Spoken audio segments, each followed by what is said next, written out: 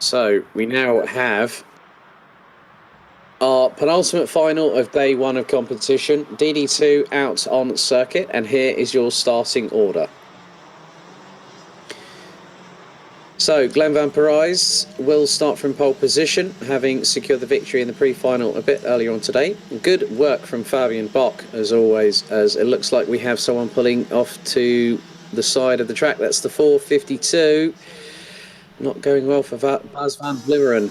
So Bas van Vlimmeren will be sitting on the nearest marshal post, so we'll be down to 20 drivers before we've even hit the rolling start.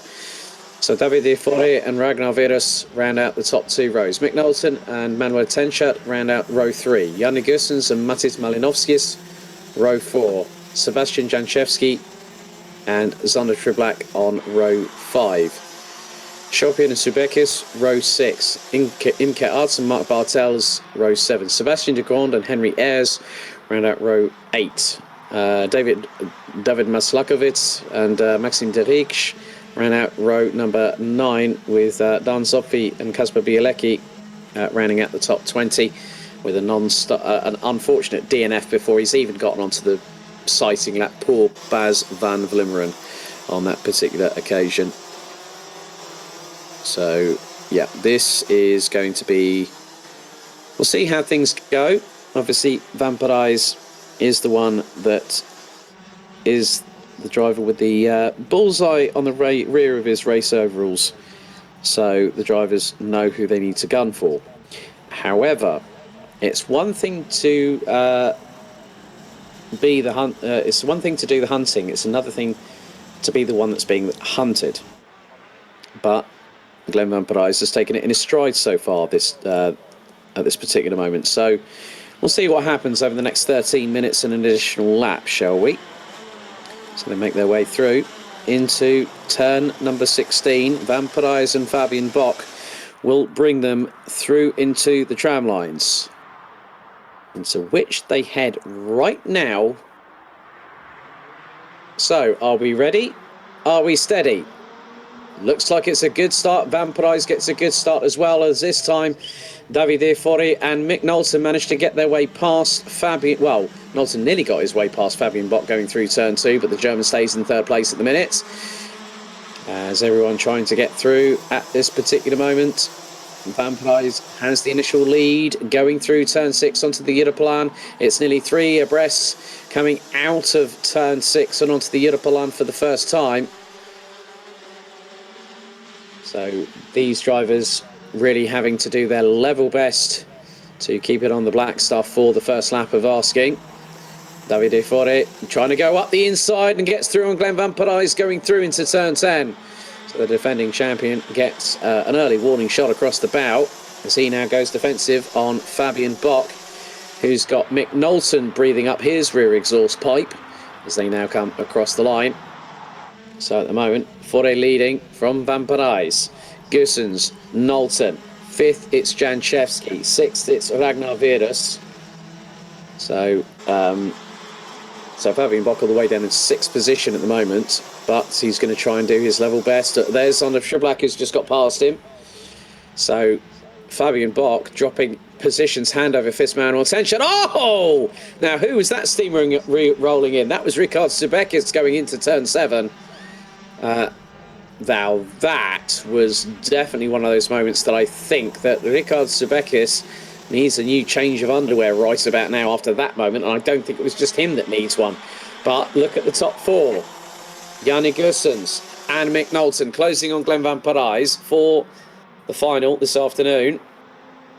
As Mick Knowlton looking up the inside of Janne Gussens going into turn 2. Is he going to get through? Oh, that's close. And they both nearly tangle. That's allowing Sebastian Janchevski, who absolutely sighs his way up the inside of Janne Gussens going through turn 3. Oh, they were battling away, tyre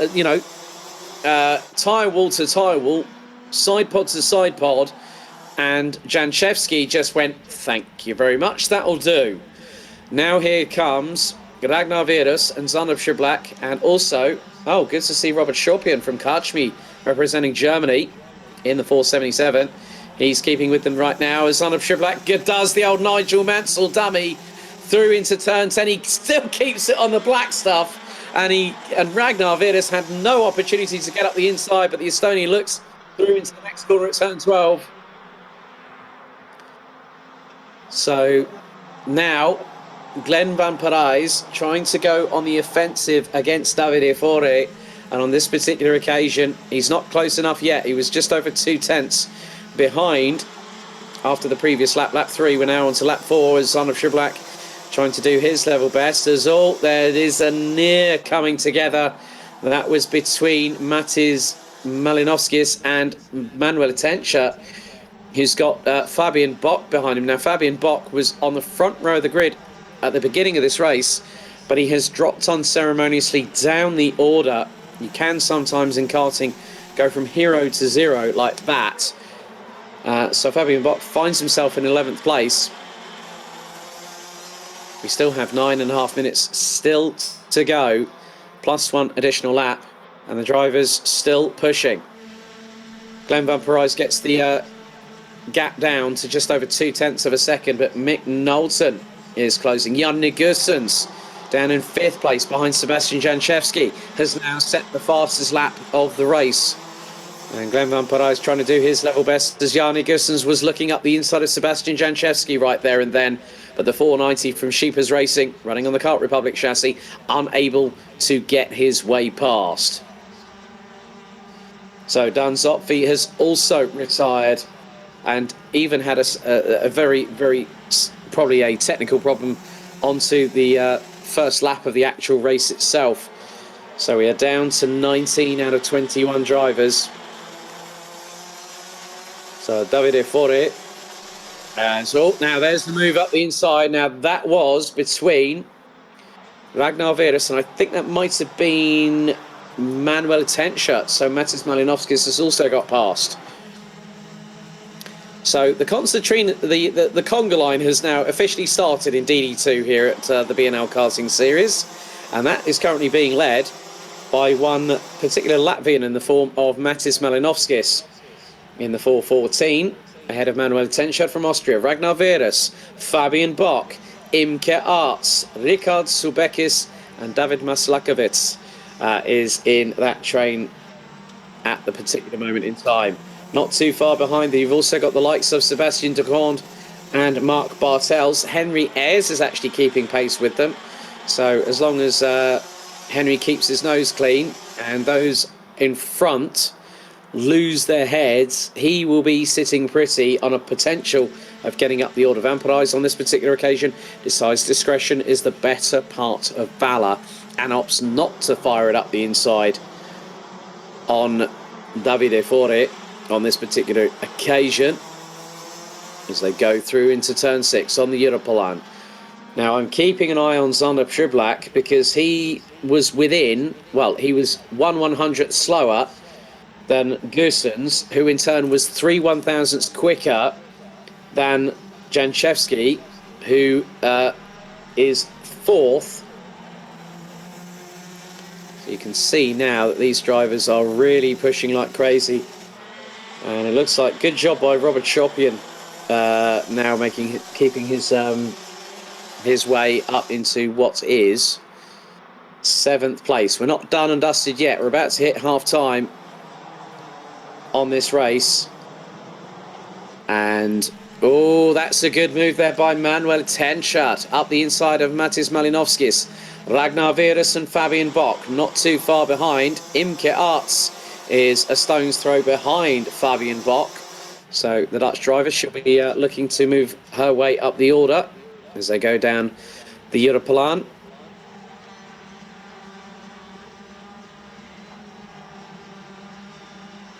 But Van Parijs is just biding his time. Zander Schiblak has set the fastest lap of the race.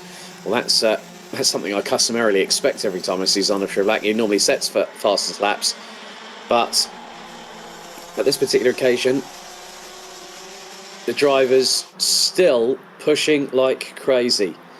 There is no let-up. There is no respite. There is a personal best for Davide Fore, a 53.976 for the Italian with KSB.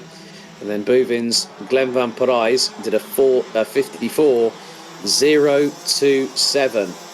And it's getting ever closer, a little bit further behind. So you have got Shriblack closing up, and he went on. Oh my goodness me, that was late on the brakes, and then some from Sander Shriblack, who muscles his way past Yanni Gussens, going through turn 8. Oh, that was classic Shriblack right there and then. Anyone might remember the move that he did last season, going around the outside through turn 7 on Sebastian Legrand, and nearly overtook Mick Knowlton at that same particular moment in time. But a great move there, just showing how aggressive you need to be when the opportunity presents itself. But it's also times when you need to hold fire, you need to wait, you need to sort of say to yourself, well, maybe in a couple of laps' time, I'll have the run on them, or I'll have the run on him or her, whoever's in front of me, and I'll know exactly, I'll pick my spot. I won't do like the baseball, the batters in baseball where they'll point if they're going to call out a home run. They're not going to do that here in karting. It's about keeping your cards close to your chest, and then when the moment presents itself, you will see very, very quickly how wide that gap can go. 4 minutes and 5 seconds still to go, plus an additional lap. As now Sebastian Janchevsky is feeling the heat from Sander Shriblack. And Shriblack now goes for 4th position, gets the job done in absolutely ruthless, authoritarian style right there by the 402 from Stan Peck's Motorsport. And now the real chase begins, because if they're not careful, if those two start battling again, Yanni Gussens will come along for the ride. And then they'll close on Mick Knowlton, who's in 3rd. Glenn Van Parijs in 2nd. And Davide Fore, who leads the way at this particular moment. And we are on lap number 11 of this race.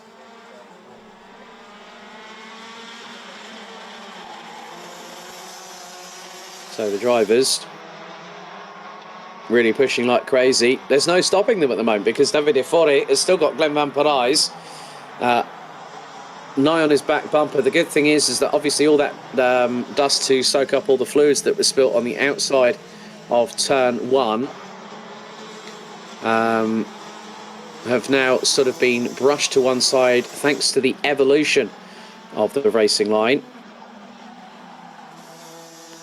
So these drivers still keep pushing, they still keep moving forward, but now Van Parijs is giving Davide Fore notice that he is going to overtake him.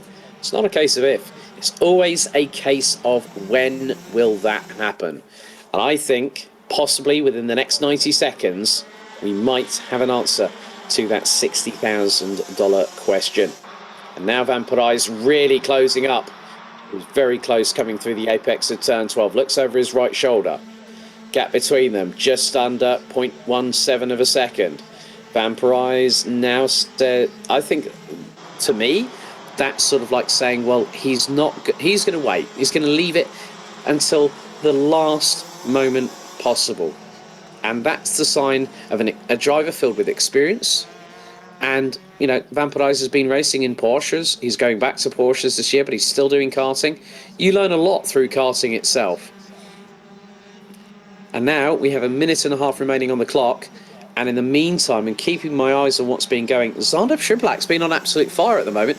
He's put in a 53.8, and he's closing on Mick Knowlton for 3rd place as they go through into turn 12. Van Parijs needs to get past Davide Fore very, very quickly. I would say probably if he needs to do it, he needs to do it on the next lap, as there's a dogfight between Janchevsky and Yanni Gussens as Shriblack now gets past Knowlton for the P3.